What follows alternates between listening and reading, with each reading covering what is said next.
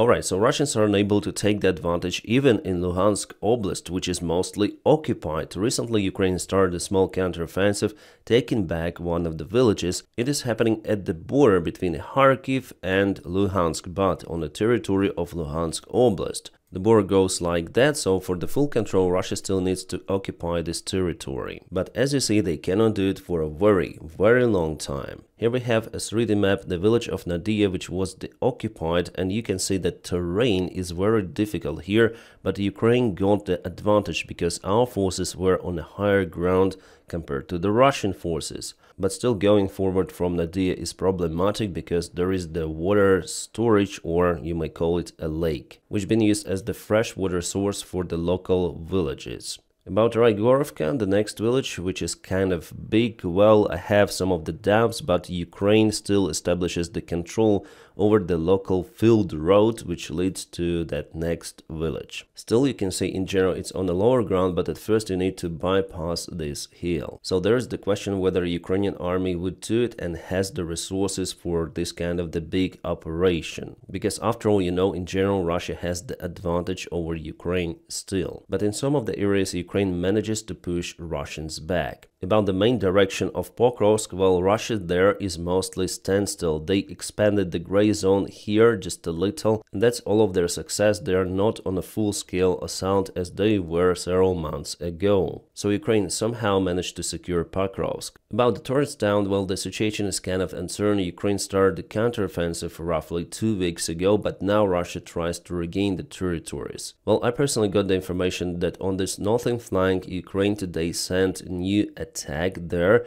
I'm not sure if it is successful, however. So we're gonna wait for some time. Now we understand that Ukraine is not willing to give up this city to Russians, and Russians are not ready to withdraw their forces under the pressure of Ukrainian multiple counteroffensives. And those Russian boats who claim that Toretsk was taken by Russia a long time ago, no, it's just a fake. Still, Ukraine fights for this town because it's kind of important. It opens the way to go northbound to Konstantinovka, for example. The idea here for Russians is to occupy Chasiv Yar and Toretsk and to attack Konstantinovka from two of the directions. The problem for them that they're trying to implement that plan for more than a year already without a visible success. But where the Russian army is successful is in the Le Mans direction. They've crossed this river over here and they've created a very small bridgehead at first, but now they continue to expand it, which is the threat for the entire Ukrainian group in Liman direction. Guys, remember how we reviewed the fights for Liman and nearby villages, the Ukrainian counteroffensive which pushed Russians away from this territory. Well, it seems like Russians still want to advance to Liman. Can they do it? Well, potentially if Ukraine stays out of the military support from allies, they may do whatever they really want, occupying many more territories of Donbass and, for example, Zaporizhia. It is a worst case scenario, but potentially Ukraine may stop Russians even there, because I'm sure that Ukraine will still obtain the military support from European allies. And remember how the military support from USA was blocked for at least 9 months or half a year, something like that, because of Trump and MAGA, and it led for Ukraine to lose Avdiivka. And after the loss of Avdiivka, Russians propelled for 50 kilometers, 55, something like that. And that is their all territorial gain because of the loss of the military support of Ukraine. Yes, it is bad, but for Ukraine it is not that critical. And now with the new military packages, Ukraine was capable to restrain Russian attacks. By the way, hello my friends and welcome, my name is Dennis and this is the latest update from Ukraine. Let's go. And there are news from Davydov, where Ukrainian army went on the territory of the Russian Federation once again. This is the Belgorod region, so Russian military bloggers have already confirmed that Ukraine took the village under control. Davydov Belgorod Oblast is temporarily occupied by Ukraine. All of the Russian forces went out from this settlement. Here they say that Dragon Tears didn't help because Ukraine used some of the engineering equipment. As you see, Russians mostly dislike those news. My friends, if you want to support the job that I do here on YouTube, you are very welcome to join me on Patreon. I'll put the link for my Patreon page right in the video description below. Thank you so much for supporting my motivation. And now guys, to the other news. Do you know what this guy Waltz is saying? Well, there are Ukrainian subtitles, but anyways you may hear it in English. And the progression will be, we have this ceasefire on aerial infrastructure. That went in place immediately after President Trump's call with President Putin this week. They absolutely live in parallel reality. Ukraine is being attacked every freaking evening. Yes, Ukraine also responds on those attacks, but Russia hits Ukrainian infrastructure, civilian buildings, which were hit, by the way, yesterday in the capital city of Kiev, unaliving 5 of the civilians for this hour, and many more were injured. I cannot show you those images even, I shared those on my Telegram channel, but you should understand that Russia attacks Ukraine.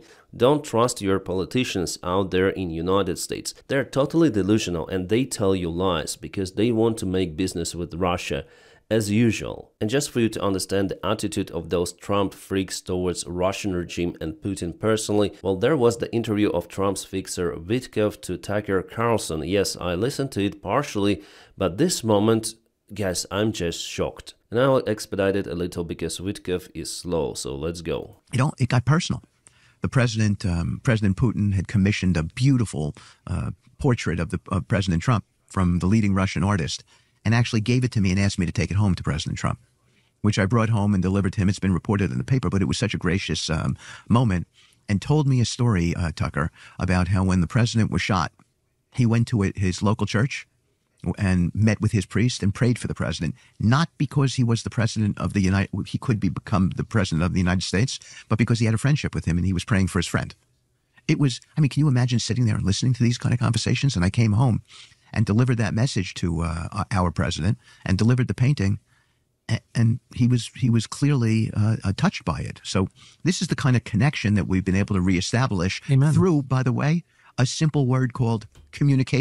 Ooh, it's beyond cringe, my friends. It is beyond cringe. So they really call this dictator bloody butcher their friend. And I'm sure that Donald Trump thinks the same as Davydov described, like Donald Trump was touched by it. It wasn't the AI generated video or something. No, it was real freaking interview given to pro-Russian delusional so-called journalist by pro-Russian, actually, Davydov. You know, guys, I don't know, I'm reviewing like political situation, at least I try to review it, like in the United States especially, but I feel like a doctor reviewing a sick, mentally ill patient. I think that you have the similar feeling because you understand, if you watch my channel, you understand how the real things work, and that Putin should not be trusted. He is like KGB agent. He's very good in manipulations, he is very good in lies, and he has no mercy to anyone. I remember how Harris said on debates that Donald Trump will be manipulated by dictators. Really, I think she was right. Well, Kamala Harris has her own downsides, but here she was right 100%, and we see it live nowadays with many of the comments coming from Trump's team, especially Davydov and Donald Trump himself. He also stated that he is in good relations with Putin. He blamed Ukraine for almost everything, even for the start of this war. And Davydov, you know, freaking real estate guy who was appointed for negotiations with Russia, it's absolute unprofessional. He has absolutely zero experience in democracy. Sorry, diplomacy, but that was right too. And they want to deal with Putin and the Russian KGB elite, with Russian diplomats who have lots of the experience behind, like years of experience. And yeah, Donald Trump sent the real estate commerce Davydov. Moreover, Russia agreed on Davydov, but didn't agree on Keith Kellogg. And why did they decline Keith Kellogg? Because Keith Kellogg has more of the experience. But Davydov, he spreads the Russian propaganda, and what is bad, that he is very close to buddy to Trump, unlike other members of the Trump's team. So Trump trusts Davydov, and I do not expect anything good for Ukraine in this case, my friends. It is total cringe coming from USA. Portrait of Donald Trump. How narcissistic you could be to admire Vladimir Putin for a portrait. It's crazy. It's beyond understanding. Putin never kept his word, and he now tries to buy Donald Trump for portrait and beautiful church stories. But why would they want to absorb Ukraine? For what purpose? Exactly. They don't need to absorb Ukraine. That would be like occupying Gaza. Why do the Israelis really want to occupy Gaza for the rest of their lives? They don't. They want stability there. They don't want to deal with that. Guys, I don't know, sometimes we have more Russian propaganda from United States than from Russia itself. Clearly, in 2022, the intention of Putin was to occupy all of the Ukraine. That's why he attacked not just, as they say, Donbass, but also northern territories and the capital city of Ukraine, Kiev. By the way, Vitkov wasn't able even to recall the names of Zaporizhia and Kherson Oblast. That's how competent he really is. And now we see how Putin just ignored the idea of Donald Trump's ceasefire or something like that. Putin wants to continue the war in Ukraine, but Donald Trump doesn't push Putin or Russia with new sanctions or whatsoever. He ignores that. They say that peace, like in a video you saw about Waltz, that he says that ceasefire is out there, so they live in parallel reality. And I expect that Donald Trump will push Ukraine even more, because they want Ukraine to give up its territories of Kherson and Zaporizhia fully. Vitkov even legitimized the fake referendum that happened in Ukraine. He says that those are the Russian speakers. I'm freaking Russian speaker myself, but it doesn't mean that I support Russia, so they want to put language over here as well. Well, USA is mostly English-speaking country, so why not to let England to take all of the America? Trump, go away, let England come. The logic is pretty much the same, and only Russia uses those narratives that we should protect Russian speakers. There was no harm done to Russian language in Ukraine. And I spoke Russian in Ukraine every freaking day, everywhere, with my friends, colleagues, with people I don't know, and never ever I was abused about that. Moreover, I continue to speak Russian after Russia attacked Ukraine, and also there was no abuse. So what the hell are they talking about? They spread the Russian propaganda narratives, and yes, for sure United States will push Ukraine to give up voluntarily their territories to Russia. This is absolutely crazy. They think that Russia needs Crimea, Donbass and those Kherson, Zaporizhia Oblast, but it's a wrong idea. Russia needs all of the Ukraine. They want to establish their puppet government and re-establish a Soviet Union empire or Russian empire to make Russia great again, and it seems like Donald Trump helps a lot with that. To me, it just I take him at his word in this sense. So, and I think the Europeans are beginning to come to that belief too. But it sort of doesn't matter. That's an academic issue. So Vitkov believes Putin's words. That's the gift for the Russian FSB and for the Russian regime in general. And that's why Russians really supported Donald Trump in elections. They pumped lots of the funds to the bot farms and so on. Yeah, guys, the situation is freaking insane. And what is happening in the United States, I do not recognize the United States at all. We cannot count on that country any longer. Europe cannot count on it. So it's the betrayal of the allies and sugarcoating dictators. It is absurd, guys, but it is happening. We have one more dictatorship regime, and it's called Trump regime. But Americans, from what I see, they're still sleeping. There is no huge resistance against Trump's ruling, and Trump has lots of the power. He has Congress and Senate plus judges in the Constitutional Court. Also, Donald Trump changed the military command, and he is now blocking media. I remember when I was a kid, I was watching the Russian NTV, Независимое телевидение, so independent TV. This media was in opposition to Yeltsin. They were telling truths about the war in Chechnya, plus they uncovered lots of the corruption schemes out there in Russia among the Russian elite. So what Putin did after he got power in Russia?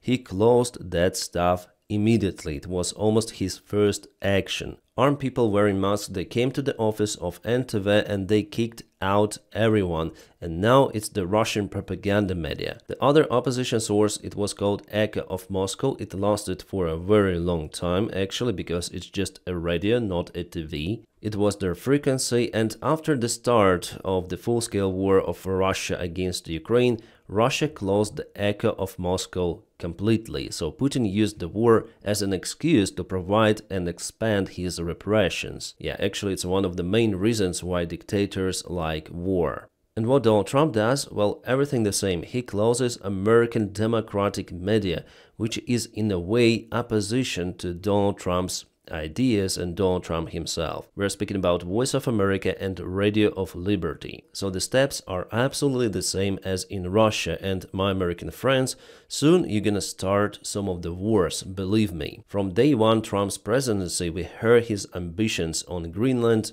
on Canada. I do not exclude even a military action against Canada. Donald Trump said that they will not use the military force against Canada, but they will still annex Canada. But I do not believe Donald Trump in that. And Greenland, Denmark, be ready as well. And that's why Putin is basically seen as a friend of Donald Trump. Donald Trump really thinks like that. What he says is a reality. We should listen to those dictators because they say what they are going to do. If they want to annex nearby countries, they'll do it. And actually Trump could be in a way more dangerous than Putin for the world because the United States, they have more resources than Russia. So Trump with his team, they will continue to destroy the democratic institutions out there in the United States of America. Well, maybe to run for the third term or maybe to put some of the Trump's relative as a president next to United States president. And those who dislike my opinion, guys, I don't care really. I tell the things as I think they are. We know that now Ukrainian and Russian team are meeting in Riyadh with United States delegation. There will be no common meeting between Ukraine and Russia, but United States will conduct the meetings separately. So after the Trump's talk with Putin rejected any sort of the peace initiative. He continued to strike Ukraine with his drones and missiles. But remember that on 11th of March, United States insisted on a full-scale ceasefire, like on the ground also, for at least 30-day time period. And Ukraine agreed on that ceasefire, but Russia, no, as you can see. Moreover, Russia is making fun of those negotiations because they send old KGB grandpas who have no influence in Russian politics and who hate Ukraine. So a Russian Senator Karasin and advisor to FSB Director Beseda to lead Russian delegation at Riyadh. Well, Beseda was in charge of the 5th Department of FSB. The duties of that department was to coordinate the efforts to spread the Russian influence on ex-Soviet countries, especially Ukraine. Beseda even attended Kiev during the revolution of 2014. After he went to Kiev, Yanukovych regime tried to use the force against protesters, including weaponry. They unalived lots of the protesters, but after all, revolution won. So Beseda is ex-KGB and the current FSB elite of Russia, and they really hate independent Ukraine. Also, 5th Department was involved in a war against Ukraine since 2014, and also in Georgia and elsewhere. Well, Karasin, he's the ex-Russian diplomat, but now he's in Senate. He's senator.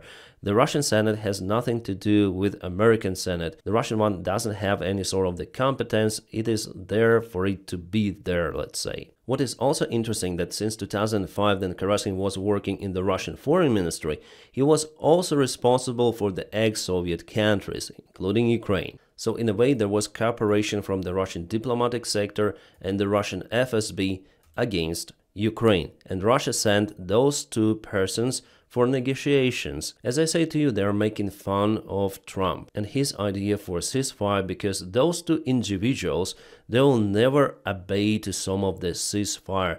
They go there to represent the Russian demands. That's their only goal. Balancing the books. Elon, what the hell are you doing?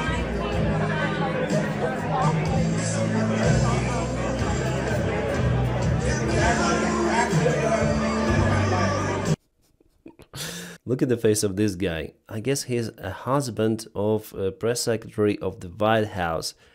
She's just laughing at Elon Musk and his... how to call it? Yeah, Elon Musk again connected to his own internet without even using Starlink. By the way, Donald Trump was sitting at the table nearby with the face that I'm controlling the universe. Elon Musk doesn't need to go to Mars. He is already there. Yeah, this is total cringe. Guys, there was the information that Ukrainian sources say about the shutdown of the 4 helicopters. I cannot find the confirmation about that one, so stand by for clarification. Guys, probably you might recall the Crocus City Hall tragedy which happened in Russia 1 year ago. Well, the Russian investigative committee came out with their conclusion about this case. They say that Ukraine wasn't involved in that. But 1 year ago, the Russian spy chief said that Ukraine was directly involved in Moscow Cancer Hall attack.